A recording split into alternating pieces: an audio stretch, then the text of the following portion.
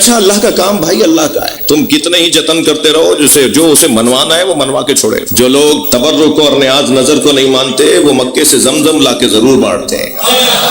جو قبروں پہ جانے کو بدعت کہتے ہیں وہ حتیم کا طواف ضرور کرتے ہیں۔ حتیم جو ناٹی سی دیوار ہے جہاں پر نالا گرتا ہے کعبے کا، وہ خانہ کعبہ نہیں ہے، مگر طواف اس کا واجب ہے۔ بیچ میں رستہ ہے، کوئی شارٹ کٹ لگانا چاہے تو نہ طواف باطل ہے، اسے حتیم کا طواف بھی کرنا پڑے گا۔ حتیم کیا ہے؟ حضرت ہاجرہ اور حضرت اسماعیل کی قبریں ہیں۔ تم قبروں کو نہیں مانو، میں طواف کرواؤں گا۔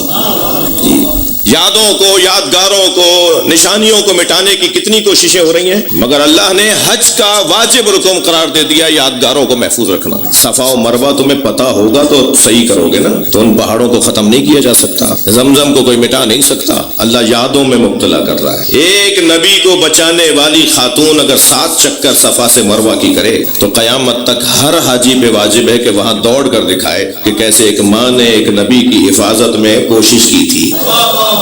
اب قیامت تک اس بڑی قربانی جو حضرت ابراہیم کی قربانی ہے، اس قربانی سے بڑی قربانی امام حسین کی قربانی سورہ صافات کی زبان، سورہ صافات کے اندر پروردگار عالم نے حضرت ابراہیم کی قربانی سے بڑی قربانی ہے امام حسین کی قربانی کو قرار دیا ہے۔ یہ بچہ پوچھ سکتا ہے نا کہ قرآن میں عاشور کا دن ہے، قرآن میں عاشور کا دن ہے جی، ان ھذا لہو البلاء المبین، اللہ کہہ رہا ہے سورہ صافات میں یہ ابراہیم نے جو قربانی دی ہے یہ سب سے بڑی قربانی دی۔ سلام علی ابراہیم، سلام ہو ابراہیم پر، یہ کہہ کر اللہ کہتا ہے وفدیناہ بذبح عظیم، اور ہم نے ابراہیم کی قربانی کو ایک اور بڑی قربانی پر مؤخر کر دیا ہے۔ جسے اقبال کہتے ہیں اللہ اللہ بائے بسم اللہ پہ در، مانیے ذبح عظیم آمد بسر، وہ جو بے کے نیچے کا نقطہ ہے وہ علی، اور مانیے ذبح عظیم جو قرآن میں ذبح عظیم کا لفظ آیا ہے اس سے مراد پسر یعنی حسین، امام حسین کی قربانی ذبح عظیم عاشور کا دن قرآن مجید کے اندر ہے، بڑی قربانی۔ وہاں 1 اسماعیل ذبح ہوئے، یہاں 18 اسماعیل ذبح ہوئے، یہاں امام حسین نے اپنی پورا خاندان قربان کر۔ تو یہ ہدایت اللہ کا کام، ہدایت دینا اللہ کا کام۔ اس نے نظام ہدایت میں نبوت کو اس لیے قرار دیا تاکہ وہ اپنی طرف سے نظام ہدایت کو متعارف کروا سکے۔ رسالت نظام ہدایت کا ایک اور عنوان، امامت نظام ہدایت کا ایک اور عنوان۔ نام بدل بدل کے وہ اس لیے لے رہا ہے کہ جیسے جیسے ضرورت بدلے گی ایسے ایسے عنوان بدلے گا۔ نبی کا کام ہے خبر پہنچانا، رسول کا کام ہے خبر سمجھانا، امام کا کام ہے منزل تک لے جانا، جسے اگر مدرسے کی زبان میں کہوں تو ایصال الی المطلوب۔ تو اب نبی کا کام خبر پہنچانا، کام مکمل ہو گیا، خبر پہنچ چکی، ساری شریعتیں آ چکی، نبی کی شریعت آ چکی۔ خبر سمجھانا، خبر شریعت پہنچائی جا چکی، نماز روزہ کروا کے دکھا دیا کہ ایسے کرنا ہے سارا کام۔ اب رہ گیا ہے ایک کام مطلوب تک پہنچانا، جب تک قیامت نہیں آ جائے گی امام کی ضرورت رہے گی، اس لیے کہ مطلوب قیامت ہے، مطلوب زندگیوں کا ختم ہو جانا اور دنیا کا ختم ہو کر آخرت میں قدم رکھ، تو اس وقت تک امامت کی ضرورت ہے۔ میں نے بہت دیر لگا دی تمہید مکمل کرنے میں۔ وَجَعَلْنَا مِنْهُمْ أَئِمَّةً يَهْدُونَ بِأَمْرِنَا، اور ہم نے ان میں سے کچھ کو امام قرار دیا ہے، ہم نے ان میں سے کچھ کو امام قرار دیا ہے۔ امام بنانا خلیفہ رسول نبی بنانے کی طرح امام بنانا بھی اللہ کا کام ہے، اور ہم نے ان میں سے کچھ کو امام قرار دیا ہے۔ کن میں سے کچھ کو قرار دیا ہے جی؟ جنہیں امام بنایا ہے وہ تو سب کو بچوں کو یاد ہے، پہلے امام سے لے کے 12ویں امام تک یہ فرفر بتائے گا، لیکن یہ جو 12 امام اللہ نے جن میں سے بنائے ہیں وہ کون ہے جن میں سے اللہ نے امام بنائے؟ میں بہت دیر نہیں لگانا چاہتا اس نتیجے کو دینے میں، ایک جملے میں کہتا ہوں، جن میں سے اللہ امام بناتا ہے ان میں سے ایک کا نام عباس۔ صلوات پڑھیں محمد و آل محمد۔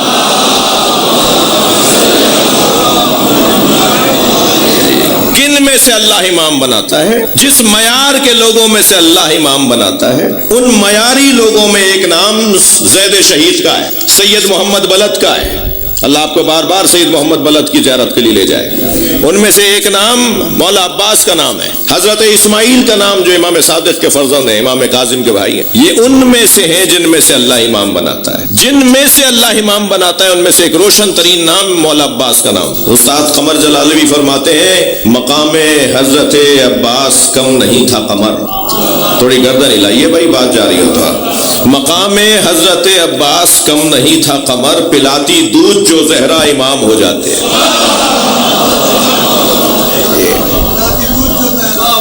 صلوات پڑھ لیں محمد و آل محمد۔ آپ اس سے بلند صلوات پڑھ سکتے ہیں۔ اللہم صل علی محمد و آل محمد۔ توجہ کر لی آپ نے؟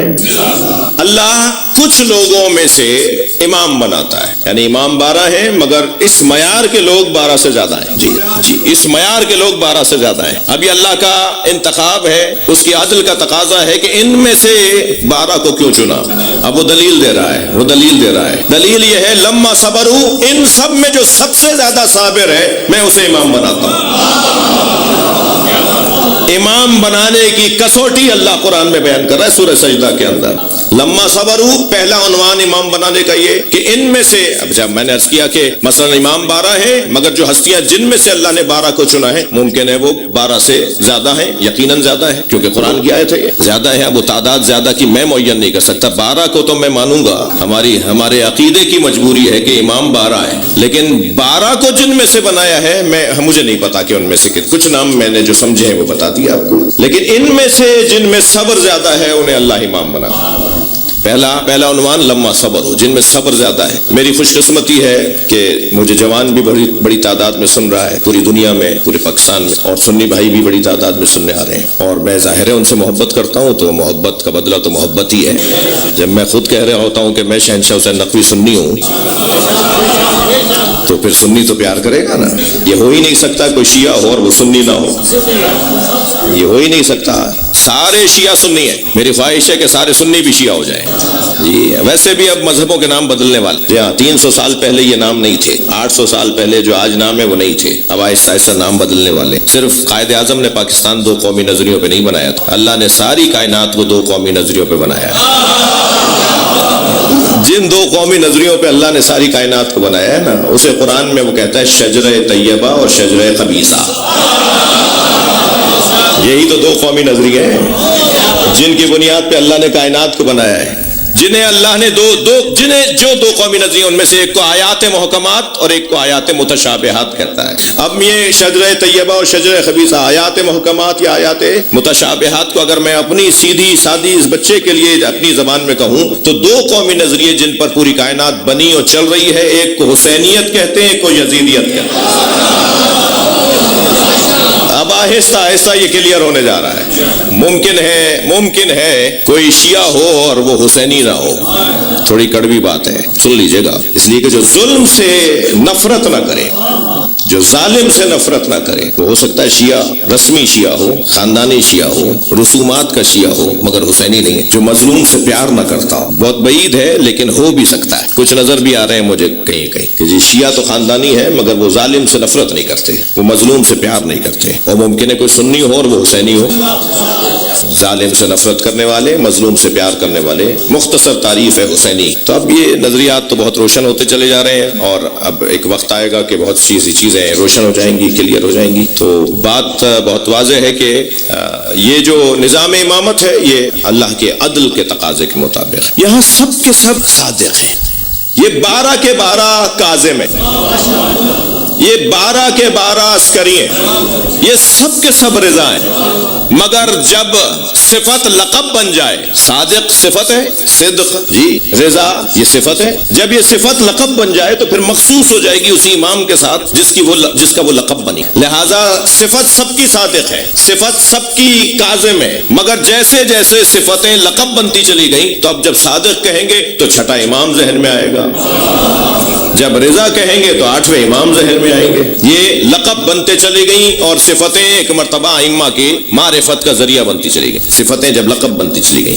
لہذا بات بہت روشن ہے، یہ سارا گھرانہ یہ سب کے سب ایک وجود ہے، ایک حقیقت، جلوے مختلف ہیں، ظہور مختلف ہے، اظہار مختلف ہے، مگر حقیقت میں سب محمد ہیں، ان سب کی حقیقت محمدیہ ہے۔